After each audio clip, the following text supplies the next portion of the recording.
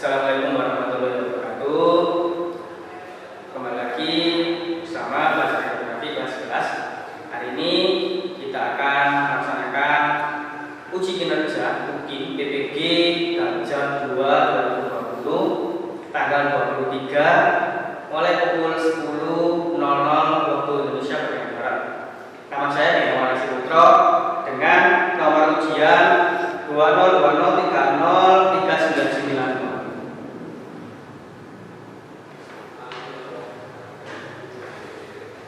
Bagaimana kabarnya hari ini? Lama gak ketemu. Alhamdulillah. Alhamdulillah. Nah, sebelum kita mulai pembelajaran hari ini, kita berdoa dulu supaya pembelajaran hari ini bermanfaat dan lancar sampai akhir nanti. Berdoa mulai. Amin, berdoa selesai. Nah, walaupun di sekolah kita sekarang blended, jadi ada yang luring, ada yang daring. Sekarang kita daring, walaupun kita ketemu, kita harus tetap semangat. Belajar di rumah, jaga kesehatan, ikuti protokol prokes ya, protokol kesehatan, cuci tangan. Walaupun sekarang sudah lama, sudah hampir sekitar 5 bulan ya, 5 bulan pandemi, tapi kabarnya masih tetap bahaya, jadi tunggu vaksin. Tetap alhamdulillah karena kita diberi kesehatan sampai hari ini, kita harus bersyukur kepada Allah Subhanahu Wa Taala. Sudah jelas ya suara saya? Jelas suaranya? Gambarnya jelas? Kita cakap kan ya? Iya cakap. Oke, terima kasih. Tadi sudah saya kirim absensi di Google Link, sudah diisi absennya. Nah, nanti sambil diisi saya cek langsung ya. Jadi saya cek langsung kehadirannya di sini. Adelia, ada Adelia? Oh, Adelia, oke. Alfredo, Alfian, oke. Amina Sari, siap. Ananda Hadir, Pak. oke. Jadi walaupun saya absen, tapi nanti tetap ngisi link tadi ya di Google Classroom ya. Masih ingat pembelajaran sebelumnya? Sebelumnya pembelajaran tentang apa? Dan fauna. Oh, yang kemarin flora dan fauna. Kemarin tugasnya sudah. Ya, masih ingat di Indonesia terbagi menjadi berapa bagian? Fauna? 3 bagian. 3, betul. Apa aja? Apa aja, Bil? Australia, Australis. Asia, dan Galian. Betul, bagus sekali. Hari ini kita belajar tentang sumber daya alam. Kemarin sudah saya kirim modul, kemudian PowerPoint, saya masukkan di Google Classroom. Ya, jadi nanti dicek. Ya. Saya buka PowerPoint-nya dulu.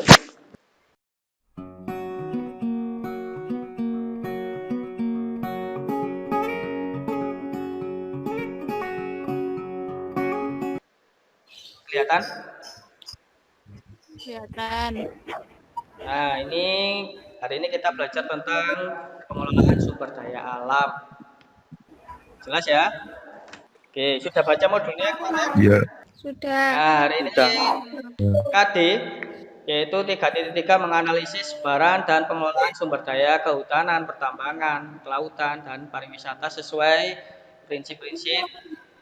4.3 membuat peta persebaran sumber daya kehutanan, pertambangan, kelautan, dan pariwisata di Indonesia. Nah, tujuan pembelajaran hari ini melalui pembelajaran model discovery learning diharapkan peserta didik mampu 1. Memiliki perilaku yang mencerminkan sikap beriman dan bertakwa kepada Tuhan Yang Maha Esa serta berkarakter. 2. Menganalisis klasifikasi sumber daya alam. 3. Membedakan sumber daya alam yang ada di daerahnya masing-masing.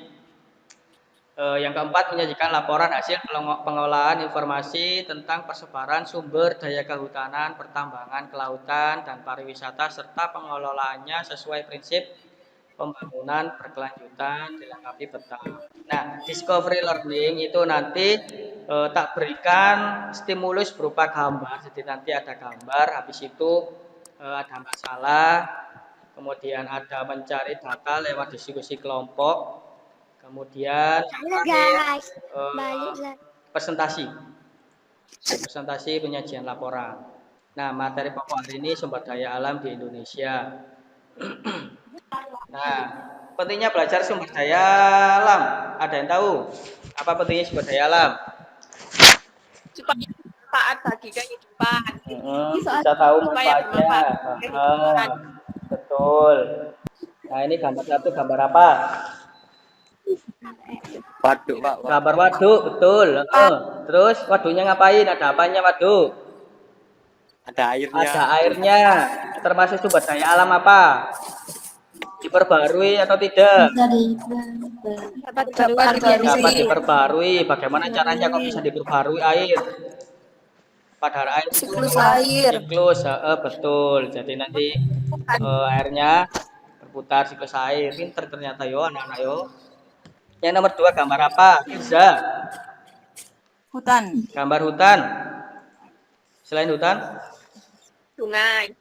sungai. Termasuk sumber daya apa? Biotik. Biotik. Terus dapat diperbarui atau enggak? Bisa. Bisa. Lewat apa? Reboisasi, Pak. Lewat Reboisasi. reboisasi. Betul. Terus hubungannya gambar 1 dan gambar 2 apa hubungannya? Kalau misalkan pohonnya rusak, pengaruhnya yang nomor 1 gimana? Pohonnya berarti gak ada hidup, gak ada kehidupan. flora, gak ada fauna. Terus airnya habis atau enggak? Habis. Habis. Kenapa kok habis? Padahal hutannya enggak ada, terus airnya kok habis? Kok bisa?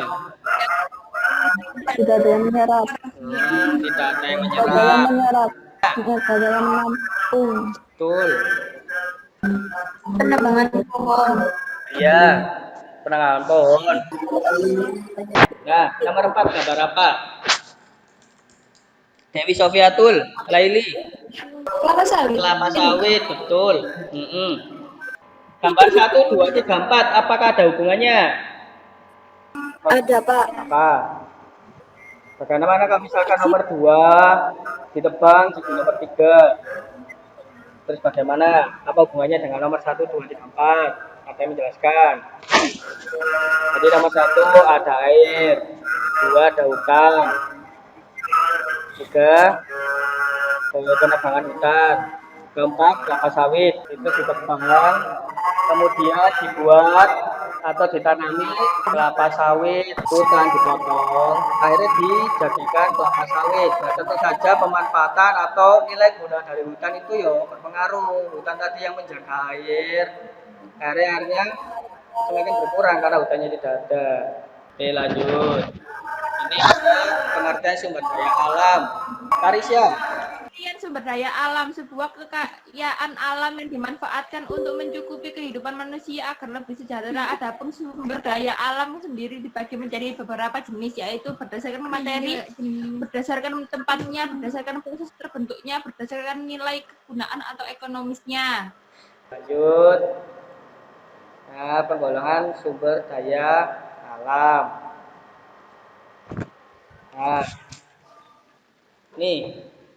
Nah, sumber daya alam dibedakan menjadi 4. Di sini ada yang pertama berdasarkan asalnya, berdasarkan sifat pelestariannya, 3 berdasarkan daya pakai dan nilai konsumtif, yang keempat berdasarkan pemanfaatannya. Nah, kemarin di modul ada, jadi di modul itu sudah saya berikan semua jelas. Menurut asalnya ada 2, yaitu ada sumber daya alam organik atau biotik, benda hidup. Yang kedua sumber daya alam anorganik, benda hidup. Yang hidup ya tadi seperti pohon, hutan, itu hidup. Yang tidak hidup seperti batu, angin, air, itu abiotik, emas. Kemudian juga ada sumber daya alam yang dapat diperbaharui, tidak dapat diperbaharui. Kemudian nilai pakai konsumtif, ada sumber daya alam yang cepat habis dan tidak cepat habis. Yang cepat habis itu dipakai langsung habis, misalkan seperti bensin, bahan bakar. Terus yang tidak cepat habis itu misalkan emas dibuat perhiasan, jadi dipakai berapa kali pun tidak akan berkurang. Kemudian kita diskusi,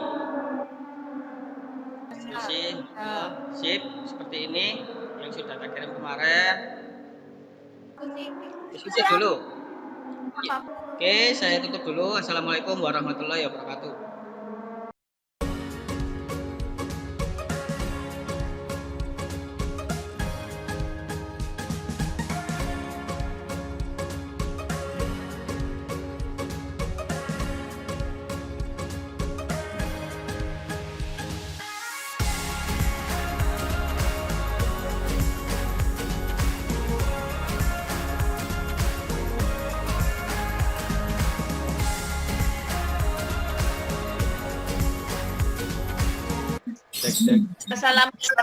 Assalamualaikum warahmatullahi wabarakatuh. Waalaikumsalam. Di sini kami dari kelompok 5 akan mempresentasikan hasil kerja kami mengenai perbandingan sumber daya alam di Indonesia dari beberapa daerah antar kelompok kami. Anggota kelompok kami Muhammad Restu Hidayatullah, Muhammad Rifaldi Lukai, Nabila Anissa Ada, Nadia Dewi Rahmawati, dan Putri Dwi Nasfa. Untuk selanjutnya, hasil presentasi kami akan dibacakan oleh Putri Dwi Nasfa. Sumber daya alam merupakan segala sesuatu yang berasal dari alam dan dapat dimanfaatkan bagi kelangsungan hidup manusia. Sumber daya alam dapat dibedakan dalam berbagai jenis seperti dari segi asal sumber daya dan dapat dibedakan menjadi dua hal, yaitu biotik dan abiotik. Dari segi sifat terbagi menjadi dua hal, yakni dapat diperbarui dan tidak dapat diperbarui. Dari segi manfaat seperti pertanian, peternakan, pertambangan, perikanan, dan lain sebagainya. Dari segi daya pakai terbagi menjadi sumber daya alam cepat habis dan tidak cepat habis. Kami kelompok 5 melakukan perbandingan terhadap beberapa daerah anggota kelompok kami. Berikut hasil perbandingan kami. 1. Pertambangan dari Gempol. Di wilayah kecamatan dan sumber daya alam pertambangan yaitu pertambangan pasir. Di setiap pedesaan yang berada di kawasan kecamatan Gempol, sebagian besar masyarakat berjualan pasir. Dilihat dari segi asalnya, pasir merupakan sumber daya alam abiotik. Pertambangan tersebut banyak dimanfaatkan oleh penduduk sekitar. Jadi, pertambangan pasir yang ada di wilayah Kecamatan Gempol sangat berpengaruh terhadap perekonomian masyarakat sekitar karena kehidupan masyarakat sebagian besar tergantung pada pertambangan tersebut. Nomor 2, perikanan dari Sidoarjo.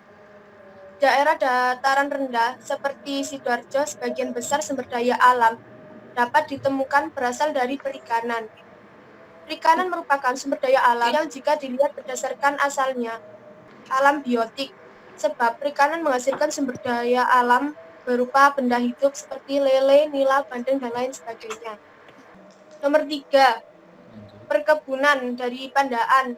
Di daerah Pandaan, lebih tepatnya Klangkung, didominasi oleh sumber daya alam, perkebunan di setiap sisi desanya. Jika dilihat dari asalnya, perkebunan merupakan biotik, sebab menghasilkan cabai, juga ada kebun singkong di mana tanah itu milik jalan tol yang dikelola oleh masyarakat setempat sehingga bisa dijadikan perkebunan. Dari hasil perkebunan tersebut bisa memenuhi kebutuhan warga sekitar. Jadi perkebunan di area tersebut juga sangat penting untuk keberlangsungan hidup warga sekitar. Tadi hasil dari presentasi kelompok 5. Sekian dari kami. Wassalamualaikum warahmatullahi wabarakatuh.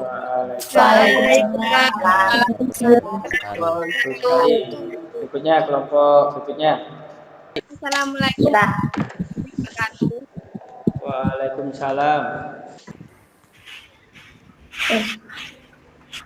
Pengertian Kecamatan Prigen adalah sebuah kecamatan di Kabupaten Pasuruan, Provinsi Jawa Timur, Indonesia. Kecamatan ini berjarak sekitar kilometer dari ibu kota Kabupaten Pasuruan ke arah barat. Pusat pemerintahannya berada di Kelurahan Prigen. Prigen dikenal sebagai daerah tujuan wisata di Jawa Timur. Rata-rata suhu pada bulan November di Kecamatan Prigen 28 derajat sampai 20 derajat Celcius. Kecamatan Gempol. Gempol adalah sebuah kecamatan di Kabupaten Pasuruan, Provinsi Jawa Timur, Indonesia. Secara geografis, Gempol berbatasan langsung dengan Kecamatan Pandaan, Beji, dan Bangil. Gempol merupakan salah satu kecamatan di Kabupaten Pasuruan yang letaknya paling barat dan berbatasan langsung dengan Kabupaten Sidoarjo dan Kabupaten Mojokerto.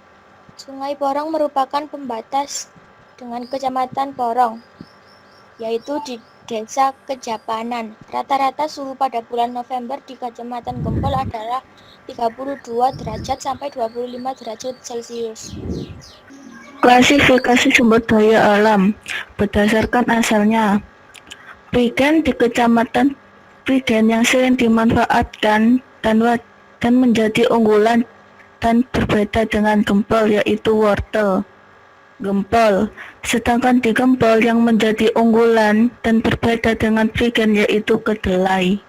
2. Berdasarkan kelestariannya. A. Prigen. Wortel termasuk sumber daya alam yang dapat diperbarui, karena wortel lebih cocok ditanam di daerah yang memiliki iklim sedang di musim dingin.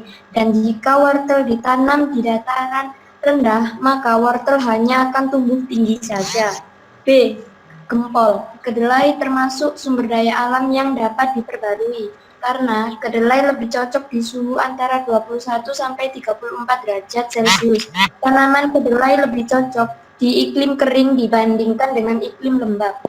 3. Berdasarkan manfaatnya. A. Prigen. Manfaat wortel yaitu wortel mengandung berbagai jenis nutrisi untuk kebutuhan memasak seperti sup, bakwan, dan sebagainya. Meningkatkan kesehatan mata. B. Gempol. Manfaat kedelai yaitu 1. Kaya antioksidan atau tingginya kandungan antioksidan pada kedelai membawa manfaat untuk mencegah serta mengurangi kerusakan sel di dalam tubuh akibat dari radikal bebas seperti polusi udara dan makanan cepat saji yang seringkali tak terkontrol dan tak disadari. 2.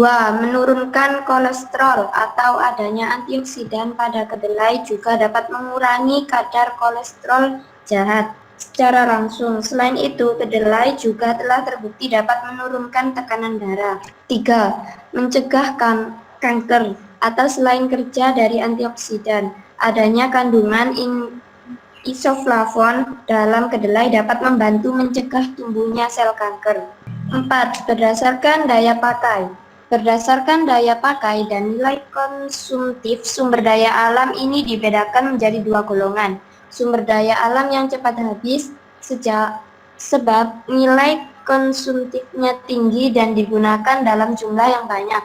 Jenis sumber daya alam ini didaur ulangnya sukar dilakukan.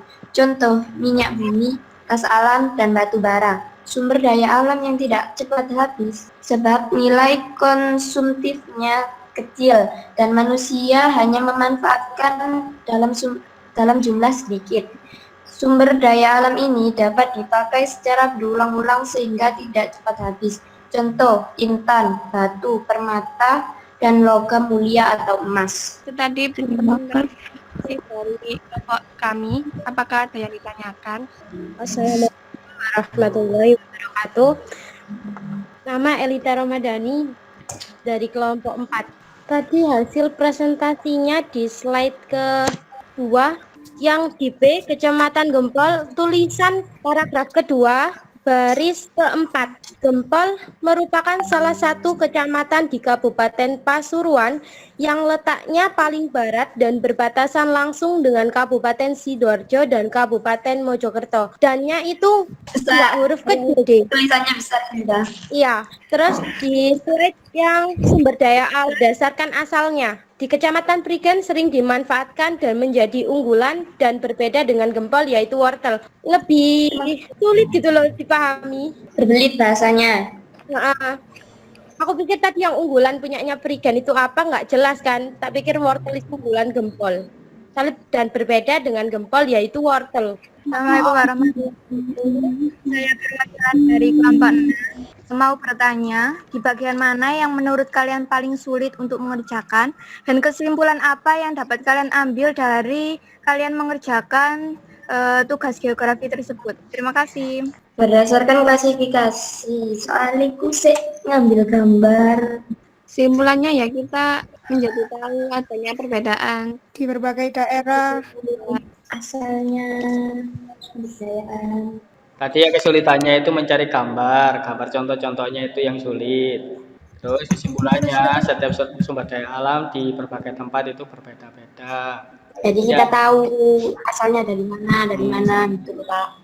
Kelompok 3, apabila mohon dimaafkan ya. Iya, Assalamualaikum warahmatullahi wabarakatuh. Waalaikumsalam warahmatullahi wabarakatuh. Perwakilan dari kelompok 6 ingin mempresentasikan tugas geografi saya. Yang berjudul Sumber Daya Alam di Indonesia. Sumber daya alam merupakan kekayaan alam yang dimanfaatkan untuk mencukupi kebutuhan manusia. Dilansir dari situs sumber daya alam terbagi menjadi Malang mempunyai salah satu sumber daya alam berupa biotik atau berasal dari makhluk hidup, salah satunya adalah perkebunan teh.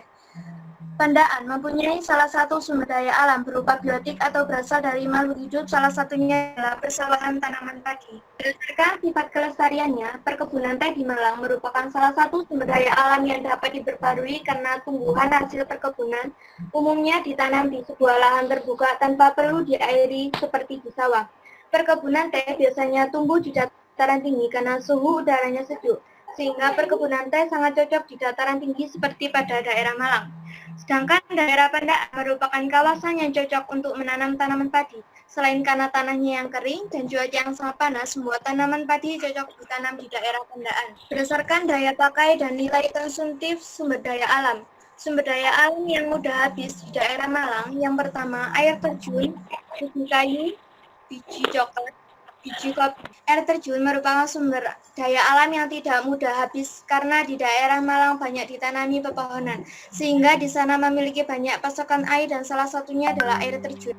Air terjun juga dimanfaatkan masyarakat sekitar sebagai tempat pariwisata karena objek latarnya yang indah membuat banyak wisatawan berkunjung ke sana.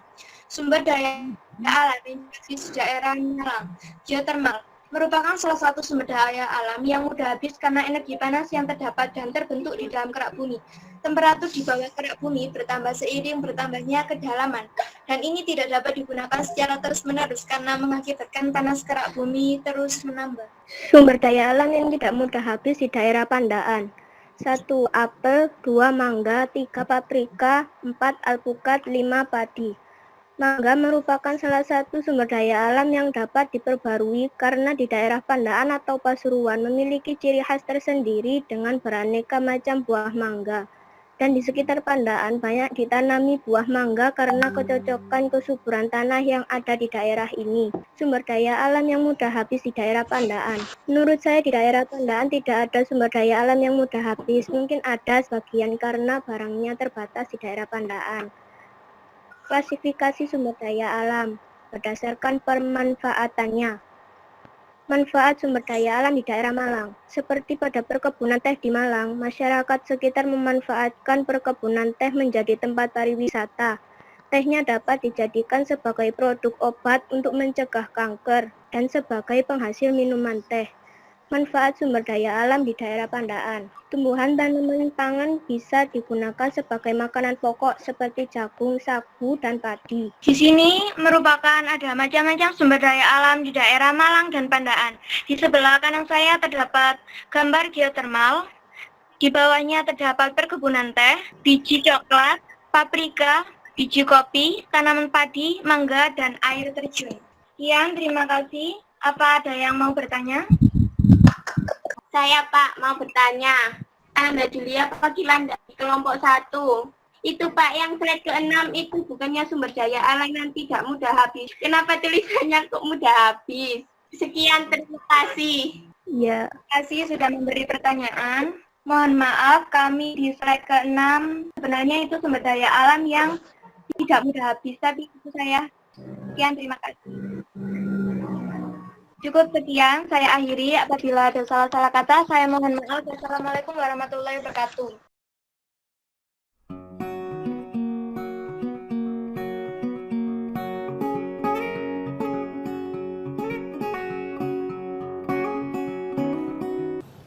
Oke, tadi itu sudah ada 3 kelompok yang presentasi bagus sebenarnya, hanya kurang yang bertanya kurang banyak. Ya, jadi bagus. Sekarang kita masuk di kegiatan penutup, yaitu refleksi dan kesimpulan. Walaupun tadi ada beberapa yang sudah dimasukkan di presentasinya. Yang pertama di sini adalah tentang refleksi. Nah, yang pertama refleksi hari ini, apa yang kalian peroleh dari pembelajaran hari ini? Ada yang bisa jawab? Macam-macam sumber daya alam. Kita jadi tahu dari sumber daya alam. Sumber daya alam. Dan dari mana asal sumber daya alam?